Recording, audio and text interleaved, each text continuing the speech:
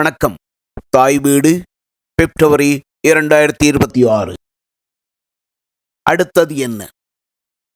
சுவிட்சர்லாந்தின் தாவோஸ் நகரில் கடந்த மாதம் இடம்பெற்ற உலக பொருளாதார அரங்கில் கனடிய பிரதமர் மார்கானி ஆற்றிய உரை அதிர்வலைகளையும் எதிர்வினைகளையும் ஒரு சேர தோற்றுவித்துள்ளது.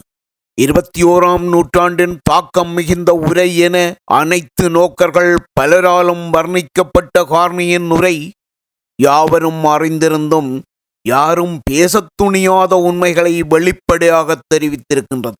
2ஆம் உலகப் போருக்கு பின் உலகில் நிலவி வந்த ஒழுங்கு தற்போதைய அமெரிக்க தலைமையின் எதேச்சாதிகாரத்தால் தகர்வதை உலக ஒழுங்கின் சிதைவு என்று சுட்டிய கார்னி, அது வெறும் மாற்றமல்ல என்றும் பழைய ஒழுங்கு மீளத் திரும்பும் என எதிர்பார்த்து காத்திருப்பதில் பயனில்லை என்றும் வலியுறுத்தி இருக்கின்றார். சிதைவுக்குள்ளான இந்த உலக ஒழுங்கை விதிவழி ஒழுங்கு என விழித்து வந்ததில் உள்ள பொய்மையையும் அவர் தோலுரித்துள்ளார். அந்த ஒழுங்கு குலைந்துள்ள நிலையை ஓர் இனிய புனைகதையின் முடிவு என்கின்றார். இந்த ஒழுங்கிலே பெரிய வல்லரசுகள் தமது வலிமையையும் நலன்களையும் தங்கு தடையின்றி முன்னெடுப்பதற்காக விதிகளையும் விழுமியங்களையும் கடைப்பிடிப்பதாக பாசாங்கு செய்வதாக அவர் குற்றஞ்சாட்டுகின்றார். இந்த பாசாங்கு வலைக்கு கட்டுப்பட்டு அதை காட்டிக் கொடுக்காமல் கனடா உள்ளிட்ட இடைநிலை சக்திகள் தத்தமது நலனை முன்னிறுத்தி செயற்பட்டு அதில் ஆதாயம் அடைந்ததையும் ஒப்புக்கொள்கின்றார். இந்த பாசாங்குதான் இப்போது அம்மணமாகி இருக்கின்றது. அதனால்தான் உலக ஒழுங்கிலே கார்னி குறிப்பிடும் சிதைவு நிகழ்ந்திருக்கின்றது.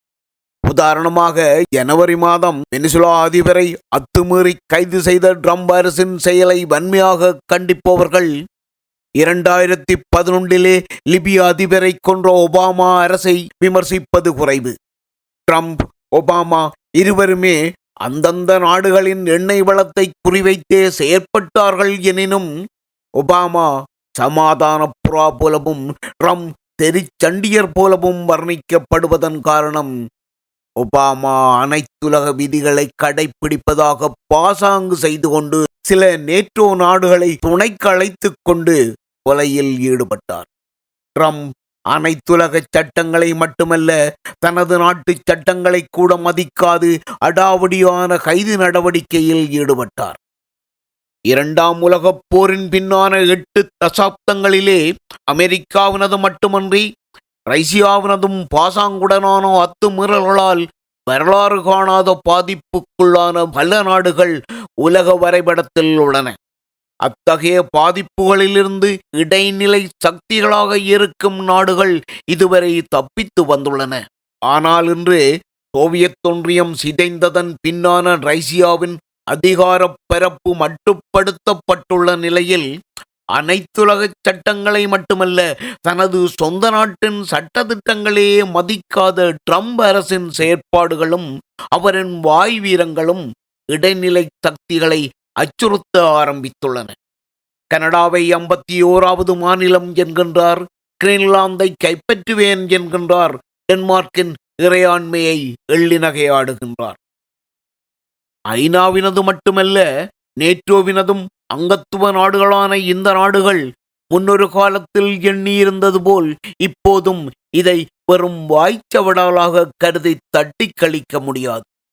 ஏனெனில் தனது சொந்த நாட்டின் பெருநகரங்களிலேயே முகமூடி அணிந்த ஆயுததாரிகளை குடிவரவு அமலாக்கம் என்ற பேரிலே கட்டவிழ்த்து விட்டுள்ள ஒருவர், அந்த ஆயுததாரிகள் விட்ட வழியிலே அமெரிக்க குடிமக்களை அப்பட்டமாக கொலை செய்ததை நியாயப்படுத்தி சட்ட பாதுகாப்பு வழங்கும் ஒருவர் நேச நாடுகளுடன் மெத்தனமாக நடந்து கொள்வார் என எதிர்பார்க்க முடியாது. இந்த முடிவுக்கே உலக நாடுகள் பலவும் வந்துள்ளன என்பதை கார்னியின் உரைக்கு கிடைத்த அரங்கம் நிறைந்த கையொலி ஆதரவு எடுத்து காட்டுகின்றது. கூடவே இந்த உரை அமெரிக்காவை எதிர்த்து குரல் எழுப்ப தயங்கிய நாடுகளுக்கு அதற்கான துணிவையும் கொடுத்திருக்கின்றது என்று கருதவும் இடமுண்டு. ஆனால் கார்னியின் அரசியல் எதிரிகள் குறிப்பிடுவது போல இவ்வுரை பேச்சு பல்லக்கு தம்பி கால்நடை என்று ஆகிவிடக்கூடாது.